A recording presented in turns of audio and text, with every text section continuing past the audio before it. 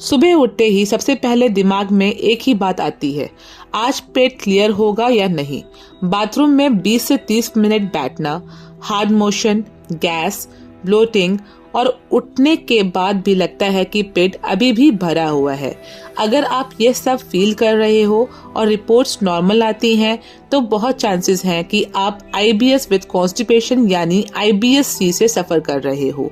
मैं हूँ डाइटिशियन आरती सक्सेना और आज की इस वीडियो में मैं आपको IBS-C का कंप्लीट नेचुरल सॉल्यूशन बताऊंगी, सिंपल लैंग्वेज में, बिना मेडिसिन के ओवरलोड के। IBS-C का मतलब क्या होता है? IBS-C का मतलब होता है इरिटेबल बॉवल सिंड्रोम, जिसमें कॉन्स्टिपेशन मेन प्रॉब्लम होती है। इसमें मोशन हार्ड होता है, डेली प्रेशर लगाना पड़ता है, पेट प्रॉपरली एम्प्टी नहीं होता, गैस और ब्लोटिंग साथ साथ चलती रहती है। लेकिन इम्पोर्टेंट बात यह है कि IBS-C में इंटेस्टाइन में कोई डैमेज नहीं होता, प्रॉब्लम होती है मूवमेंट का स्लो हो जाना। IBS-C क्यों होता है? ज्यादा लोग सोचते हैं कॉन्स्टिपेशन मतलब बस फाइबर कम है, लेकिन IBS-C इतना सिंपल नहीं होता। इसके मेन रीजंस होते हैं गट मसल्स स्लो हो जाती हैं, स्ट्रेस और एंजाइटी का डायरेक्ट इफेक्ट पड़ता है, गलत टाइप का फाइबर लेना, कम पानी पीना, खाने का कोई फिक्स टाइम ना होना और सबसे बड़ी गलती रोज रोज इसबगोल, लैक्सेटिव या चूरन लेना। इससे पेट और ज्यादा लेजी हो जाता है। चलिए जानते हैं कि IBS-C में लोग कौन सी गलतियां करते हैं।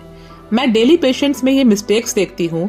सुबह एम्प्टी स्टमक चाय या कॉफी लेना, ज्यादा रॉ सैलेड सोचकर कि फाइबर अच्छा है, राजमा, छोले, चना रोज खाना, जल्दी जल्दी खाना, कम खाना और ज्यादा सप्लीमेंट्स लेना। ये सब चीजें IBS-C को इम्प्रूव नहीं बल्कि वर्स कर देती हैं। अब बात करते हैं मॉर्निंग रूटीन की। IBS-C में सुबह का रूटीन बहुत इंपॉर्टेंट होता है। उठते ही 1 ग्लास ल्यूकवार्म वाटर, उसके बाद 5 से 10 मिनट हल्की वॉकिंग या स्ट्रेचिंग करना है। बाथरूम जाते टाइम प्रेशर बिल्कुल मत लगाइए, पेट को टाइम दीजिए। और एक इम्पॉर्टेंट बात, रोज लेमन हनी वाटर IBS-C में हर किसी को सूट नहीं करता। अब बढ़ते हैं ब्रेकफास्ट की ओर। IBS-C में ब्रेकफास्ट हैवी भी नहीं होना चाहिए और स्किप भी नहीं करना है। बेस्ट ऑप्शंस हैं कि आप वेल कुक्ड ओट्स पॉरेज ले सकते हैं, वेजिटेबल पोहा ले सकते हैं, सॉफ्ट उपमा ले सकते हैं, फ्रूट्स में पपाया या कीवी ले सकते हैं। अवॉइड जो आपको करना है वो है ब्रेड बटर, कॉर्नफ्लेक्स, सिर्फ चाय बिस्किट्स। याद रखिए, जब ब्रेकफास्ट सही होता है तो गट मूवमेंट नेचुरली स्टार्ट होती है। IBS-C में फाइबर मेन रोल प्ले करता है, लेकिन कौन सा फाइबर लेना है ये बहुत मैटर करता है। बहुत लोग कहते हैं फाइबर बढ़ा दो, लेकिन कौन सा फाइबर आपके लिए अच्छा है यह आपका जानना बहुत जरूरी है। बेस्ट जो होता है वो होता है सॉल्युबल फाइबर, जैसे कि oats, soaked chia seeds, papaya, लौकी, तुरई, पम्पकिन। इनसॉल्युबल फाइबर ज्यादा फायदेमंद नहीं होता है, यह गैस बढ़ाता है, इससे ब्लोटिंग होती है, मोशंस और टाइट हो सकते हैं। इसलिए सबसे जरूरी है फाइबर का बैलेंस रखना। अब बात करते हैं लंच और डिनर की। इसको किस तरीके से आपको लेना है।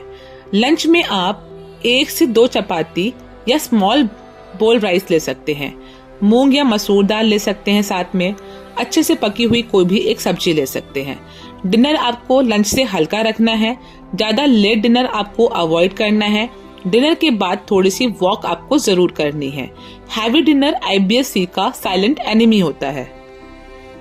अब बात करते हैं कुछ नेचुरल रेमेडीज की, जो कि सेफ एंड इफेक्टिव हैं। नेचुरल रेमेडीज का यूज आपको तभी करना है जब आपकी डाइट सही हो।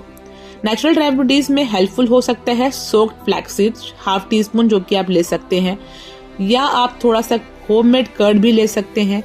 कभी कभी आप त्रिफला भी ले सकते हैं, लेकिन आपको उसके लिए डॉक्टर से पूछकर ही लेना है। रोज लैक्सेटिव लेने से पेट अपना काम भूल जाता है, इसलिए लैक्सेटिव रोज आपको नहीं लेने हैं। IBS-C सिर्फ पेट की प्रॉब्लम नहीं होती, यह माइंड और गट की कंबाइंड प्रॉब्लम होती है। स्ट्रेस लेने से गट सिग्नल स्लो हो जाते हैं, कॉन्स्टिपेशन वर्स हो जाता है।